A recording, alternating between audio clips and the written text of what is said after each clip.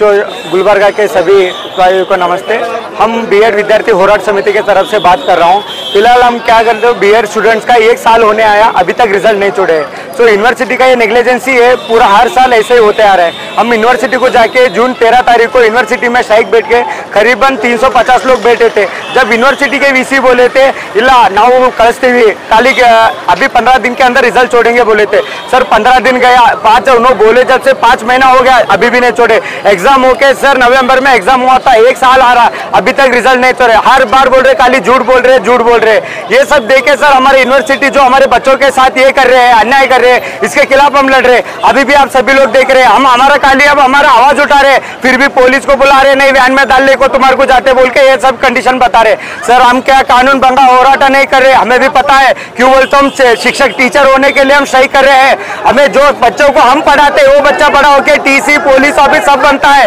हम कोई भी गुंडा और पार्टी के तरफ से नहीं है, स्टूडेंट यूनियन के तरफ से हमारा बस इतना रिक्वेस्ट था, आप रिजल्ट छोड़िए। सर यूनिवर्सिटी के रूल्स के प्रकार 45 डेज में गुलबर्गा यूनिवर्सिटी, गुलबर्गा सभी यूनिवर्सिटी, गुलबर्गा यूनिवर्सिटी के अंदर क्या सर एलिवेशन होके 45 डेज के अंदर रिजल्ट आना बोल के यूनिवर्सिटी का ही रूल्स है। बट वो रूल्स ब्रेक करके वो लोग अंदर खाली पैसे का चल रहा है गोलमाल। कभी हमारा विश्वविद्यालय के कौन वीसी थे बाबा सर, उनके हाथ पे ये सब हुआ है। सो हम जाके हर बार बोलते इलप्पा अभी 10 दिन के अंदर छोड़ते, अभी 15 दिन के अंदर छोड़ते, काली सर झूठ बोल के सर ये कर रहे। अभी फिलहाल हमें आगे टीईटी एप्लीकेशन डाला है, अभी कोर्ट की वजह से अभी आगे जाके हमें कॉन्फर्मेशन आने वाला है, कोर्ट अभी वार्डन का ये आने वाला है, जॉब आने वाले, सभी जॉब के लिए हम ये हो रहे, इसलिए आज हमारे बीएड विद्यार्थी की वजह से हम स्ट्राइक ले रहे हैं। सर ಒಂದು ನಿಮಿಷ ಸರ್, ಕಳೆದ 10 ತಿಂಗಳಿಂದ ನಮ್ಮ ರಿಸಲ್ಟ್ ಅನ್ನು ವಿಸಿ ಅವರು ಬಿಡುಗಡೆ ಮಾಡಿಲ್ಲ. ಈಗ ಪ್ರೆಸೆಂಟ್ ಏನು ತೊಂದರೆ ಆಗ್ತಾ ಇದೆ ಅಂತ ಹೇಳಿದ್ರೆ ಇವಾಗ ಟಿಟಿ ಅಪ್ಲಿಕೇಶನ್ ಕರೆದಿದ್ದಾರೆ, ಅದೊಂದು ವಿಷಯ. ನೆಕ್ಸ್ಟ್ ಜನವರಿ ಫೆಬ್ರವರಿಯಲ್ಲಿ ಘನ ಸರ್ಕಾರ ನೇಮಕಾತಿಯನ್ನು ಮಾಡಿಕೊಳ್ತೀವಿ ಅಂತ ಹೇಳಿದ್ದಾರೆ. GPSTR HSTR ಅದಕ್ಕೆ ನಾವೇನಾದರೂ CET ಬರಬೇಕಂದ್ರೆ ಈ ತಕ್ಷಣ ನಮ್ಗೆ ಏನಪ್ಪ ಅಂದ್ರೆ ರಿಸಲ್ಟಿನ ಒಂದು ನೀಡಿದೆ. ಇವರು ಕಾಲಹರಣವನ್ನು ಮಾಡಿ ವಿದ್ಯಾರ್ಥಿಗಳ ಜೀವನದಲ್ಲಿ ಚಲ್ಲಾಟವನ್ನು ಆಡ್ತಿದ್ದಾರೆ. ದಯವಿಟ್ಟು ಕೇವಲ 2 ದಿನದಲ್ಲಿ ತಮ್ಮ ಮಾಧ್ಯಮ ಮಿತ್ರಗಳಲ್ಲಿ ಕೈ ಮುಗಿದು ಕೇಳಿಕೊಳ್ಳುತ್ತೇನೆ, ನಮಗೆ ತಾವೆಲ್ಲರೂ ಸಪೋರ್ಟ್ ಮಾಡಿ ರಿಸಲ್ಟ್ ಅನ್ನು ಕೊಡಿಸಬೇಕಂತೇಳಿ ತಮ್ಮಲ್ಲಿ ವಿನಂತಿ ಮಾಡಿಕೊಳ್ಳುತ್ತೇವೆ. 10 ತಿಂಗಳು ಸರ್, ಒಂದು ಯಾವುದೋ ಒಂದು ಸ್ಕ್ಯಾಮ್ ಆಗುತ್ತಾಗ 10 ತಿಂಗಳು ಇವರು ಏನಪ್ಪ ಅಂದ್ರೆ ಏನು ಇದು ವಿಚಾರ ಮಾಡ್ತಿದ್ದಾರೆ, ಡಿಸಿಷನ್ ಮಾಡ್ತಾ ಇದ್ದಾರೆ. ನಮಗೆ ಸರಿಯಾದ ಡಿಸಿಷನ್ ತಗೊಂಡು ಈ ಕೂಡಲೇ ನಮಗೇನಂದ್ರೆ ರಿಸಲ್ಟ್ ಅನ್ನು ಏನಪ್ಪ ಅಂದ್ರೆ ಪಬ್ಲಿಕ್ ಮಾಡ್ಬೇಕಂತೇಳಿ ತಮ್ಮಲ್ಲಿ ಕೇಳಿಕೊಳ್ಳುತ್ತೇವೆ. ಇದೇ ನಮ್ಮ ವಿನಂತಿ. ಎಲ್ಲಿವರೆಗೆ ಇವರು ರಿಸಲ್ಟ್ ಕೊಡಲ್ಲ ಅಲ್ಲಿವರೆಗೆ ನಮ್ಮ ಹೋರಾಟ ನಿಲ್ಲೋದಿಲ್ಲ. ಇವತ್ತು ಈ DC ಕಚೇರಿಯಿಂದ ನಾವು ಎದ್ದೋದಿಲ್ಲ. ಎಷ್ಟೊತ್ತಿದ್ರು ಅವರು ನಮ್ಮ VC ಅವರು ಬಂದು ನಮಗೆ ಈ ಒಂದು ಸ್ಪಾಟಲ್ಲೇ ಏನಪ್ಪ ಅಂದ್ರೆ ಉತ್ತರ ಕೊಡಬೇಕು. ಅಲ್ಲಿವರೆಗೆ ನಾವು ಎದ್ದೇಳಕ್ಕೆ ಸಾಧ್ಯ ಇಲ್ಲ. ನಮಗೆ ಪೊಲೀಸ್ ಅರೆಸ್ಟ್ ಮಾಡ್ತಾರ ಮಾಡಲಿ, ಗೋಲಿ ಗುಂಡು ಹೊಡಿತಾರ ಹೊಡಿಲಿ, ಜೀವ ತೆಗಿತಾರ ತೆಗಿಲಿ. ಯಾಕಂದ್ರೆ ನಮಗೆ ನೊಂದ ವಿದ್ಯಾರ್ಥಿಗಳು, ನಮಗೆ ಜೀವನವೇ ಸಾಕಾಗಿದೆ. ಏನೋ ಬಡ ವಿದ್ಯಾರ್ಥಿಗಳು ನಾವು ಕಷ್ಟಪಟ್ಟು ಕೂಲಿ ನಾಲಿ ಮಾಡಿ ನಮ್ಮ ತಂದೆ ತಾಯಿಗಳು BEd ಓದಿಸಿದ್ರೆ ಇವರು ವಿದ್ಯಾರ್ಥಿಗಳ ಜೀವನದಲ್ಲಿ ಚಲ್ಲಾಟ ಆಡ್ತಿದ್ದಾರೆ. ತಿಂಗಳಿಗೆ ಲಕ್ಷಗಟ್ಟಲೆ ಪಗಾರ ತಗೊಂಡು ನಮ್ಮಂತ ಬಡ ವಿದ್ಯಾರ್ಥಿಗಳ ಜೀವನವನ್ನು ಹಾಳು ಮಾಡ್ತಾ ಇದ್ದಾರೆ.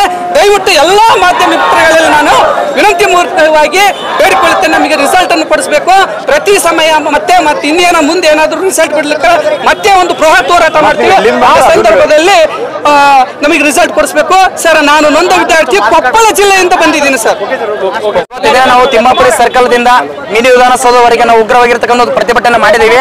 ಈ ಪ್ರತಿಭಟನೆಯಲ್ಲಿ ಯಾವ ನಾವು ಸಂಘಟನೆಗಳು ಕೂಡ ನಾವು ತೆಗೆದುಕೊಂಡಿಲ್ಲ. ನಮ್ದು ಏನಿದ್ರು ವಿದ್ಯಾರ್ಥಿಗಳ ಒಂದು BEd ವಿದ್ಯಾರ್ಥಿಗಳ ಸಂಘಟನೆ, ನಮ್ದೇ ಆಗಿರ್ತಕ್ಕಂಥ ಒಂದು ಗ್ರೂಪ್ ನಲ್ಲಿ ಇರ್ತಕ್ಕಂಥ ಸ್ನೇಹಿತರೊಂದಿಗೆ ನಾವು ಉಗ್ರವಾದ ಹೋರಾಟ ಮಾಡ್ತಿದ್ವಿ. ಹೋರಾಟ ಮಾಡಲ ಕಾರಣ ಏನಪ್ಪಾ ಅಂತಂದ್ರೆ ಸುಮಾರು 11 ತಿಂಗಳ ಕಾಲ ನಮ್ಮ BEd ಫಲಿತಾಂಶವನ್ನು ಬಿಡುಗಡೆ ಮಾಡಿಲ್ಲ. ಬೇರೆ ಬೇರೆ ಎಲ್ಲಾ ವಿಶ್ವವಿದ್ಯಾಲಯಗಳಲ್ಲಿ 45 ದಿನಗಳವರೆಗೆ ರಿಸಲ್ಟ್ ಅನ್ನು ಬಿಡುಗಡೆ ಮಾಡಿದ್ದಾರೆ. 45 ದಿನಗಳು ಸಾಕು ಒಂದು ರಿಸಲ್ಟ್ ಅನ್ನು ಬಿಡ್ಬೇಕಂದ್ರೆ. ಆದ್ರೆ ಇವರು 11 ತಿಂಗಳಾಯ್ತ್ರಿ, ಇನ್ನೂ ರಿಸಲ್ಟ್ ಅನ್ನು ಬಿಡ್ತಾ ಇಲ್ಲ. ಈಗಾದ್ರೆ ನಮ್ಮ ಮುಂದಿನ ಒಂದು ಭವಿಷ್ಯ ಯಾವ ರೀತಿಯನ್ನು ರೂಪಿಸ್ಕೊಳ್ಬೇಕು. ಈಗ TET ಒಂದು ಕನ್ಫರ್ಮ್ ಆಗಿದೆ. ಆ ಒಂದು TET ನಲ್ಲಿ ನಮ್ದು ಒಂದು first sem, second sem, first sem ಮತ್ತು 4ನೇ ಸೆಮ್ ಒಂದು ರಿಸಲ್ಟ್ ಅನ್ನು ಒಂದು ಆ್ಯಡ್ ಮಾಡೋದಿರುತ್ತೆ. ಅಲ್ಲ ನಾವು ಏನಂತ ಆ್ಯಡ್ ಮಾಡಮ್ ಸರ್, ನಾಳೆ ಈಗ ಫೆಬ್ರವರಿ ತಿಂಗಳಲ್ಲಿ GPT ಸ್ಟಾರ್ ಕರಿತೀವಿ ಅಂತಂದ್ರೆ ಆ GPT ಸ್ಟಾರ್ ಅಲ್ಲಿ ನಾವು ಏನಂತ ಉತ್ತರ ಕೊಡ್ಬೇಕು ಸರ್? ನಾಳೆ ನಾವು ಏನಾದ್ರೂ ಶಿಕ್ಷಕರು ಹಾಲಿಲ್ಲಪ್ಪ ಅಂದ್ರೆ ನಮ್ಮ ತಂದೆ ತಾಯಿಗಳು ನಮ್ಮ ಹೆಸರ ಮೇಲೆ ಅವರೇ ನೇಣು ನೋಡ್ಕೊಂಡು ಸಾಯ್ತಾರೆ ಸರ್. ಯಾಕಂದ್ರೆ ಬಡತನದಿಂದ ಬಂದಿರ್ತಕ್ಕಂಥ ವ್ಯಕ್ತಿಗಳು ನಾವು, ನಮ್ಮನ್ನು ಯಾರು ಕೇಳ್ತಾರೆ ಸರ್? ಅವ್ರೇನು ಲಕ್ಷಾಂಗಟ್ಟಲೆ ಪೇಮೆಂಟ್ ಇದೆ, ಬೇರೆ ಬೇರೆ ಒಂದು ದೇಶಕ್ಕೆ ಕಳಿಸ್ಕೆ ಅವ್ರ ಮಕ್ಕಳನ್ನ ಹುಷಾರು ಮಾಡ್ತೀರಿ, ನಮ್ಗೆ ಯಾರು ಹುಷಾರು ಮಾಡ್ಬೇಕು ಸರ್? ಅಲ್ಲಿ ಅಕ್ರಮ ನಡೆದ ಅಂತ ಹೇಳ್ತಿದ್ದಾರೆ ಸರ್. ಯಾವ ಅಕ್ರಮ ಆಗಿದೆ ನಮಗೇನು ಗೊತ್ತಿಲ್ಲ. ನಿಮಗೆ ಯಾರಿಗೆ ಅಕ್ರಮ ಆಗಿದಲ್ಲ ಆ ಪೇಪರ್ ಅನ್ನು ಮಾತ್ರ ತಡೆ ಹಿಡೀರಿ. ನಾವು ಅಕ್ರಮ ಮಾಡಿಲ್ಲ, ನಾವು ಪ್ರಾಮಾಣಿಕತೆಯಿಂದ ಪೇಪರ್ ಅನ್ನ ಬರ್ದೀವಿ, ಪ್ರಾಮಾಣಿಕತೆಯಿಂದ ನಮ್ಗೆ ಫಲಿತಾಂಶ ಕೊಡ್ರಿ. ನೀವು ಅಕ್ರಮ ಯಾರು ಮಾಡ್ಯಾರೋ ಅವ್ರಿಗೆ ಕಾನೂನಿನ ಪ್ರಕಾರ ಒಂದು ಕ್ರಮನ ಕೈಗೊಡ್ರಿ, ಜೈಲ್ ಶಿಕ್ಷೆ ಕೊಡ್ರಿ. ನಮಗೆ ಯಾಕ್ರಿ ಸರ್ ಈ ತರ ಅನ್ಯಾಯ ಮಾಡ್ತಿದ್ದೀರಾ? ಬೇರೆ ಯೂನಿವರ್ಸಿಟಿ ನೋಡಿ ಕಲೀರಿ. ಗುಲ್ಬರ್ಗ ವಿಶ್ವವಿದ್ಯಾಲಯ ಹಾಳಾಗಿರ್ತಕ್ಕಂಥ ಹಂಪಿ ಆಗಿದೆ ಸರ್, ಹಾಳಾಗಿರ್ತಕ್ಕಂಥ ಹಂಪಿ ಆಗಿದೆ. ಮುಂದೆ ನಾವು ಯಾವ ರೀತಿ ಶಿಕ್ಷಕರಾಗಮ್ ಸರ್? ಅದ್ರದ್ದು ಒಂದು ಮನವಿ ಅವ್ರಿಗೆ ಗೊತ್ತಾಗ್ಬೇಕು ಸರ್. ಅದಕ್ಕೆ ಅವ್ರು ಗೊತ್ತಾಗ್ಲಿ ಅಂತೇಳಿ ಎಲ್ಲ ನಮ್ಮ ಗುಲ್ಬರ್ಗ ವಿಷಯದಲ್ಲಿ ಬರ್ತಕ್ಕಂಥ ಎಲ್ಲ ಕಾಲೇಜಿನ ವಿದ್ಯಾರ್ಥಿಗಳೆಲ್ಲರೂ ಕೂಡ ಬಂದು ಒಂದು ಸ್ಟ್ರೈಕಲ್ಲಿ ಭಾಗಿಯಾಗಿವಿ. ಮಾನ್ಯ ಜಿಲ್ಲಾಧಿಕಾರಿಗಳು, ಮಾನ್ಯ ಗುಲ್ಬರ್ಗ ವಿಶ್ವವಿದ್ಯಾಲಯದ ಕುಲಪತಿ ಆಗಿರ್ತಕ್ಕಂಥ ಪ್ರೊಫೆಸರ್ ಶಶಿಕಾಂತ್ ಹುಡುಕೇರಿ ಸರ್ ಅವರು ಬಂದಾಗ ಮಾತ್ರ ನಾವು ಸ್ಟ್ರೈಕನ್ನು ಬಗೆಹರಿಸಿ ಪೂರ್ಣಗೊಳಿಸ್ತೀವಿ. ಒಂದು ವೇಳೆ ಅವ್ರು ಬರಲಿಲ್ಲಪ್ಪ ಅಂದ್ರೆ ಒಂದು ದಿನ ಅಲ್ಲ 100 ದಿನ ಹೋದ್ರಿ ನಾವು ಇಲ್ಲೇ ಇರ್ತೀವಿ. ಏನಂತೀರಪ್ಪ? ಒಂದು ದಿನ ಅಲ್ಲ 100 ದಿನ ಅಲ್ಲಿ ನಾವು ಇಲ್ಲೇ ಇರ್ತೀವಿ. ಉಪವಾಸವಾಗಿರ್ತಕ್ಕಂಥ ಸತ್ಯಾಗ್ರಹವನ್ನು ಕೈಗೊಳ್ತೀವಿ ಸರ್. ನನ್ನ ಹೆಸರು ಅಣವೀರ್ ಗೌಡ ಬಿರದರ್ ಅಂತೇಳಿ.